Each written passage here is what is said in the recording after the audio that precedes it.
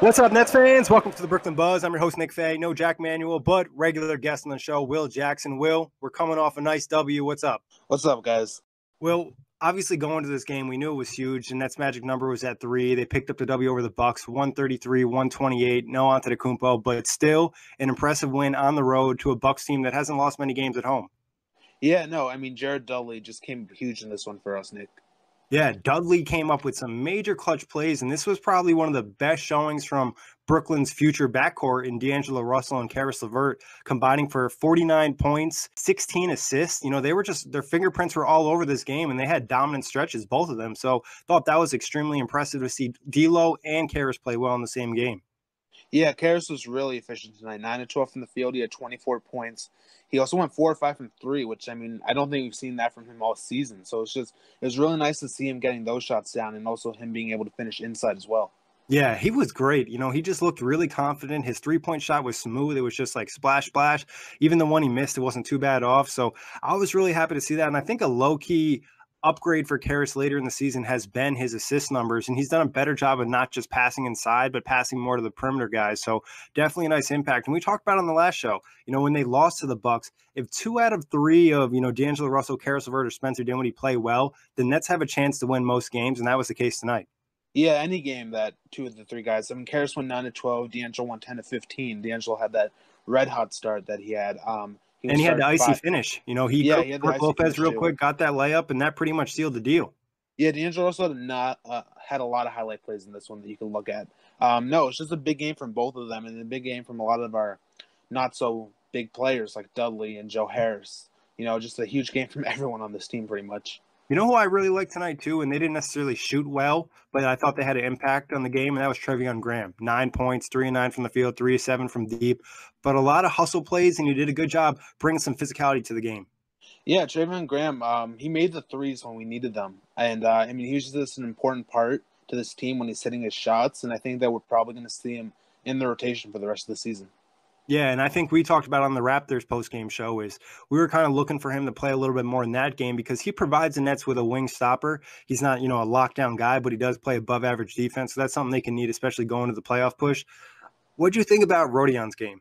You know, I felt like he needed to stop shooting. He went 3 of 11 from 3, which really hurt the Nets because he had a lot of open looks. And when he's on, he'll hit them, but he just wasn't on tonight. And when he hits those threes, the Nets are a much better team just because he gets so many shots up from that range. And no, he just wasn't on tonight, but it didn't matter in the end because that's just a big dub.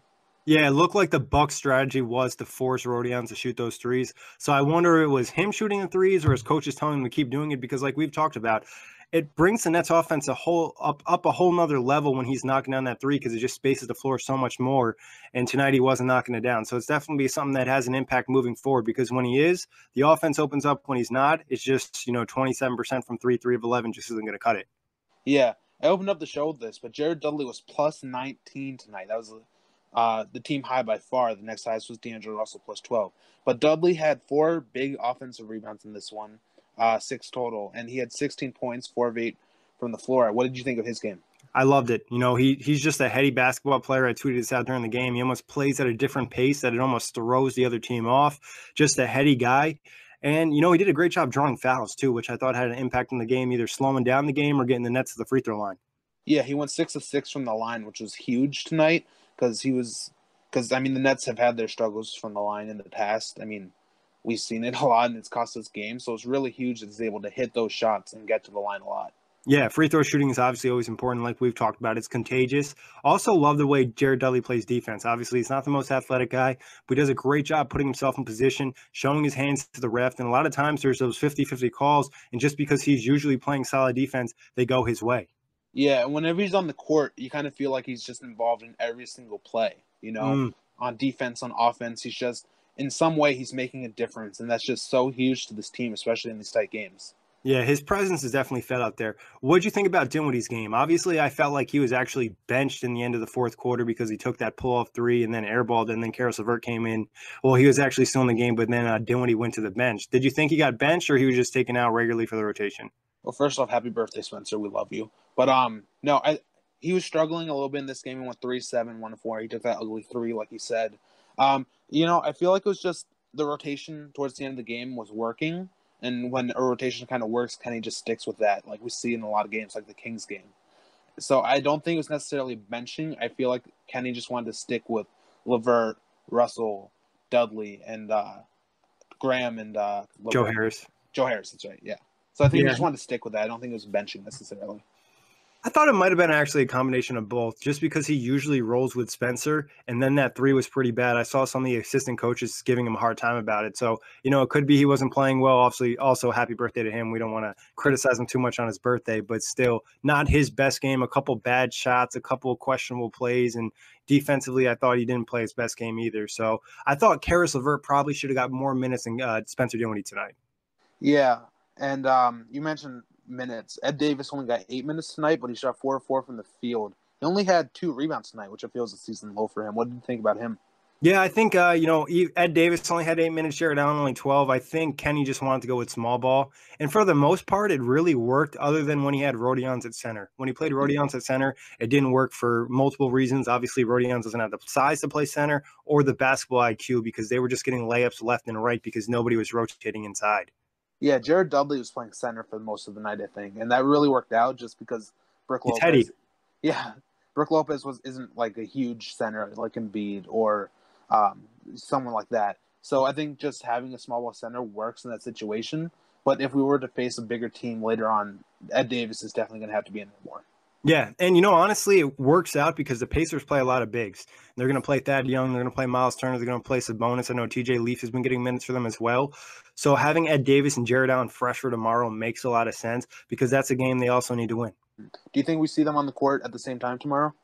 Highly unlikely. I think if we were going to see it this season, we probably would have already seen it. It probably would have been a game against like Detroit when they're putting Drummond and Blake out there or something like that. So I doubt we see it. Would I be completely surprised? No, but I'd put it at unlikely.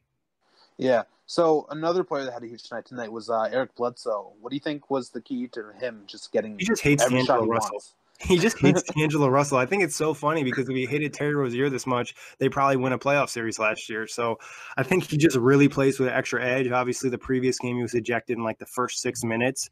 I think some of it's Bledsoe's physicality, and also I thought it was some of the Nets' transition defense where they just had mental lapses in this game where the Bucks were able to go on runs. Either it was transition D or miscommunications on defense, and that's things that they just can't do if they want to be a good playoff team. Yeah, it felt like every shot was going in for him this game. Like the one play that stood out to me in the first quarter was I think they got a steal and D'Lo just let Bledsoe just run right past him for an easy layup. So stuff like that is just like things that'll cost you games in the future when Giannis is playing, for example. But tonight it wasn't like as big of a deal, but still you want to see a step up against him at some point. Yeah, you do. You definitely want to play better defense. You don't want to let guys get going early on, especially if he's known to be knocking down threes against you all season. You want to play that a little tighter. I thought that was another issue for the defense. They weren't closing out hard enough on three-point shooters. I get the Bucks really spread you out and they have some guys to penetrate, but they didn't have their best penetrator in Giannis tonight, so I thought the Nets should have done a better job. Obviously, a team shooting 47% from three is going to be an outlier, but a Bucks team that shoots well from three all season long, you got to just play better defense. Yeah, you got to play better defense, but I think the key for us tonight, only 10 turnovers. I mean, 10 turnovers is still 10 turnovers, but only 10 turnovers compared to what we've been doing lately. What do you think the key was to that? Honestly, I think some of it was Antetokounmpo not being there. That dude is just so long. He's just clogging the floor because he's out there and it feels like he can touch elbow to elbow. And he's just having an impact not only in the steal department, but also in the block department. But I thought the Nets also did a better job of reacting to the Bucks defense, especially when they started trapping D'Angelo Russell. So a little credit to them and watching the film. Yeah, and the other thing about Milwaukee is that they have 14 turnovers. And I think we had something like 30 points off turnovers in this game, which is something that we haven't really seen in a while from this team. So it's just really nice because when we get points off turnovers and we create turnovers, and when Rodions hits threes, we're just such a better team, 100%. And I think not only is it, getting easy buckets in transition, but it's building up some of your confidence and knock down more shots. The Nets shot well tonight, 49% from the field, 42% from three. And I also felt like they started strong in the first quarter. They won that 34-26, and they haven't done that what it feels like in a couple weeks. Yeah, such an up and down game this game. And this was the most stressed I've been for a basketball game in years. I mean, it was just such an up and down game, but credit to the Nets for not ever letting the Bucks pull away with it. Credit for them to just pull away at the end of that fourth quarter and not let the Bucks, hit a clutch three or draw a foul. I mean, just credit to them because they played such a beautiful game at the end of that fourth quarter. Yeah, they kept pushing through. The Bucks got a couple lucky bounces in this game. If it's a banked in three or a deflection that went their way to get an open 3-point shot, the Nets stayed resilient and kept fighting the entire game. So impressive performance. Let's talk a little bit about the minutes. We talked about Karras maybe deserved a little bit more minutes. Do you think D'Angelo should have played more? I know some fans were upset he didn't play longer in that second quarter. Well, he did get 32 minutes, which whether you like it or not, that's pretty much an average night for him at this point. And he was really efficient tonight. He was plus 12. He was 10-15. I do think they should have played a little bit more in the second or third quarter when the Bucks were starting to come back and Bledsoe was in. But other than that, you want to rest him a little bit for tomorrow's game. And, he was efficient, so you can't really be mad at him or Kenny because what Kenny put out there worked. Yeah, and they ended up winning the game, so I think you can't completely complain. I think I might have liked to see him a little bit more in that second quarter just when the Bucks were on that run. Get him, I think right now at this point, you're more willing to play him 34, 36 minutes. Tomorrow, with 2 days rest afterwards, I think you pretty much play him as much as you really need to play him. Obviously, you don't want to play him 40+, but if you need to play him longer in the second, longer in the third, or almost the entire fourth, I think you do it just because tomorrow's such a big game. Yeah, and someone who we haven't talked about yet and had really quiet night was Merrick Carroll. What did you think about him? Yeah, I thought Carroll was a little bit off tonight. It wasn't necessarily his best game, but he still did enough of the small things out there to have a positive impact. Yeah, he was still doing his thing out there. He was 0 for 4 from three, which kind of hurts. But other than that, he was still playing defense. He was still out there. He got a couple of assists. He got the rebounds when we needed them. Not a great game from him, but in the end we won, so you can't really complain when he had a bad night. Yeah, and Joe Harris, not necessarily his best night, but that three he had at the end of the game, I thought that displayed extreme confidence when he just stepped up, walked into that three-point shot, and knocked it down. That was huge, and then obviously the offensive rebounds he had late in the game. Yeah, Joe Harris, he's kind of an underrated rebounder. Just when you watch him live. He's gritty. He doesn't, get the numbers, but he gets the rebounds. He doesn't allow a lot of offensive rebounds. He boxes out, which is something that a lot of the players on this team don't do. See Jared Allen. Yeah, I actually thought there was a couple possessions late in this game where I saw D'Angelo Russell boxing out, and I think that's just huge when everyone picks up that mentality. And like you talked about the efficiency, I just love the game from D'Lo on all aspects. He didn't really force things. He was 10 of 15, 3 of 4 from 3, and just had a really efficient night in the 10 assists. When he has 10 assists, I think the Nets are like 10 games over 500. Which is insane when you think about it. Yeah, he's just really come a long way, and this is the type of performance we need from him, an efficient night. Hopefully he can kind of do the same thing against the Pacers. Anything more you want to touch on about this game before we move on? No, just we needed the win. It was really stressful, but we got the win, and that's what matters. What is more stressful, college exams or this Nets team? Ooh. Playoffs are probably going to be more stressful than college exam. But other than that, no, college exams are really hard, man. But all right, moving on. We obviously have a back-to-back tomorrow in Indiana at 5 o'clock. So the Nets will travel tonight, be there, probably get some solid rest if they're not going out or whatever. What are your thoughts on that game? How are you feeling going into that one? The Pacers pretty much are locked into their position. They lost the tiebreaker to Boston yesterday, and it's unlikely they catch up to them and get that fourth seed. So there's a chance they could rest somebody. They said they weren't going to, but what are you thinking? I don't think we've beaten them this season. Is that correct? Correct. Yeah, they just match up great against us for them. They have 3 huge physical bigs. Thad Young, former Net. He's just so good at, getting the outside shot and also being able to drive inside. And then all 3 of them are really good defense too. So that's just going to be a really tough game for the Nets, like we mentioned earlier. It's going to be important if Jared Allen and Ed Davis get big minutes just because they can match up better against Sabonis and Turner and Young. What do you think? Yeah, and I think one thing the Pacers do well is knock down mid-range shots. Not a lot of NBA teams depend on mid-range shots, but the Pacers do, and the Nets typically give that shot up. So if they're knocking down shots, it's hard for the Nets defense. They're going to have to adjust. And you mentioned it, dealing with the bigs. And one thing that's really stuck out about Miles Turner, he's been an elite defensive big this year, especially in terms of the pick and roll. It's going to be up to the Nets to set good screens and get D'Angelo, Karras, and Spencer Dinwiddie some space to work against some of these guys so it's just not so clogged and the offense doesn't get stagnant. Yeah, one thing to look at is if Joe Harris is getting those off-ball screens because that's huge for the Nets when he gets those opportunities. And the Pacers are obviously really good at defending that. 100%. And obviously, Bogdanovich has been having a really good season for the Pacers too, somebody to keep an eye on, another former Net.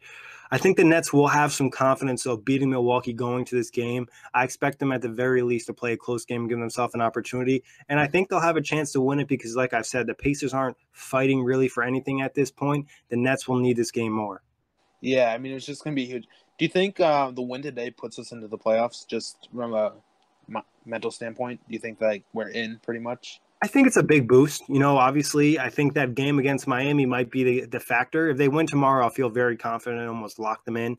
But that Miami game, just because of the tiebreakers and whatnot it can provide, I think that will be huge. We kind of talked in the DMs a little bit. Charlotte actually getting back in the playoff race could help the Nets because they face Detroit and they face Orlando. So if they were to win one of those games, it could even lock the Nets into a playoff spot. Yeah, that's going to be huge to see what the other teams do the rest of the season just because of where we are. Yeah, do you have any other notes, Nick? No, I think obviously just going in tomorrow, hoping the Nets can pull off the W. And then, like we said, they'll have Miami on Wednesday. So a couple of days of rest before that, too. Will, always a pleasure talking Nets with you. Check out the show, iTunes, Blog Talk Radio, OTGBasketball.com, NetsRepublic.com, and YouTube.